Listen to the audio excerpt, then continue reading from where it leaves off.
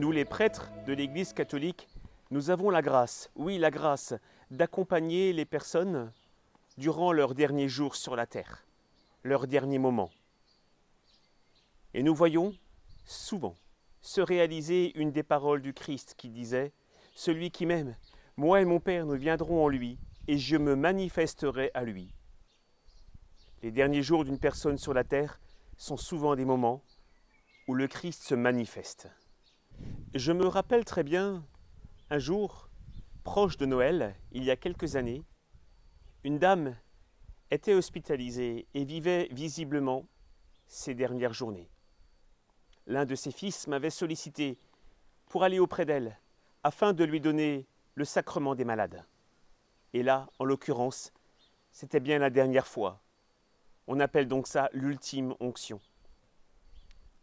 La dame en question était déjà dans une sorte de coma, en tout cas elle n'était plus du tout consciente, posée là, allongée, sur son lit. Les rites de l'Église commencent avec les prières préparatoires, puis vient justement l'onction sainte. Une fois que tout cela est accompli et que les dernières prières terminent l'ensemble de ce rituel, quelle n'a pas été notre surprise? Cette femme semblait toujours quelque part, loin de nous. Et pourtant, ses mains se levaient vers le ciel. Ses doigts s'agitaient comme si elle voulait saisir quelque chose. Cela nous a évidemment rappelé Sainte Marie-Madeleine, qui, voyant le Christ le jour de la résurrection, a voulu le saisir. Oh, je n'étais pas le seul à voir ça. L'un de ses fils qui m'accompagnait en a été marqué à vie. Ce jour-là, il a vraiment cru, et il le croit toujours, qu'à travers ce sacrement, le Christ est venu rejoindre sa maman et la préparer pour l'au-delà. Avant d'être évêque, Monseigneur Jordi était formateur au Grand Séminaire de Strasbourg. Lorsqu'il s'agissait d'approfondir justement la théologie et la spiritualité du sacrement des malades, il ne pouvait s'empêcher de rappeler un événement tout aussi marquant. Il était appelé, lui aussi en tant que prêtre à l'époque, auprès d'un mourant qui était dans le coma. Il s'approche, la famille est autour du lit. À peine le prêtre est-il rentré que le malade ouvre les yeux et demande à tout le monde de sortir de la chambre car il doit se confesser.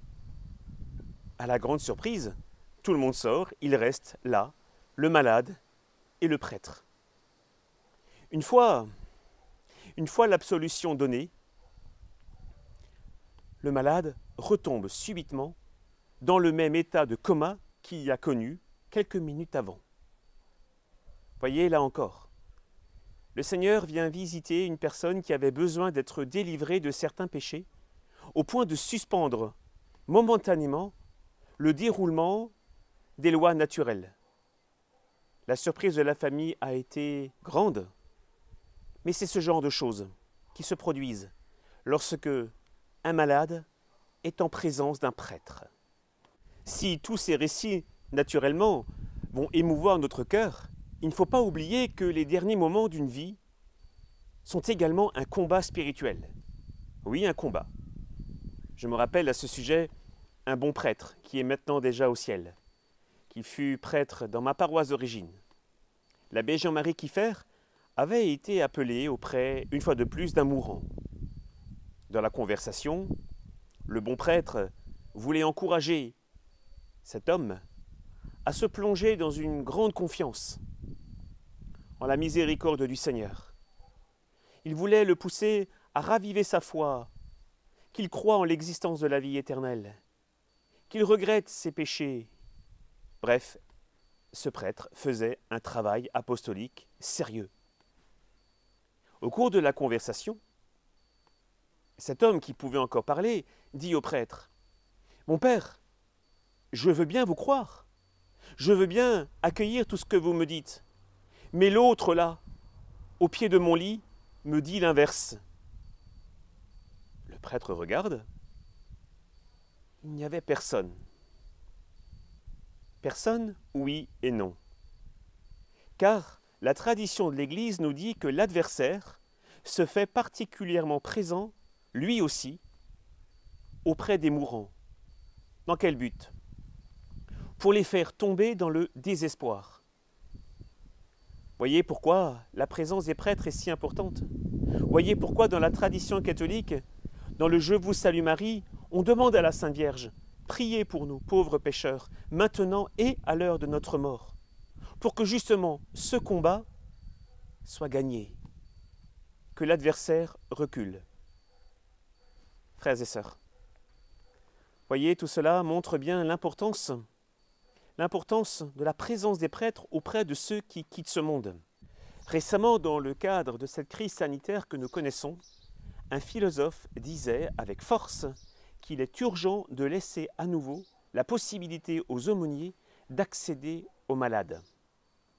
En effet, s'il y a des premières nécessités pour survivre en achetant tout ce qui est nécessaire justement pour vivre, il y a aussi des nécessités spirituelles. Justement pour ceux qui sont malades, justement pour les mourants, car leur vie semble se terminer sur la terre. Il faut donc mettre tout en œuvre pour préparer leur éternité. Dans son enseignement sur le jugement dernier, notre Seigneur Jésus-Christ disait « J'étais malade et vous m'avez visité ». Cette parole résonne très fort dans le cœur de tous les prêtres et sans doute des évêques, en nous amenant à nous poser cette question. Ai-je tout fait dans des circonstances normales ou même dans des circonstances extraordinaires? Ai-je tout fait, à l'exemple de saint Charles Borromée, pour apporter les sacrements, pour apporter la présence sacerdotale? Car saint Paul nous dit, au sujet des chrétiens, nous sommes citoyens du royaume des cieux. Alors ceux qui sont justement les plus pauvres parmi les pauvres aujourd'hui, sont bien ceux qui s'apprêtent à quitter cette vie et qui attendent le courage, le zèle, l'inventivité peut-être audacieuse pour que d'une manière ou d'une autre, les prêtres puissent être à leur chevet.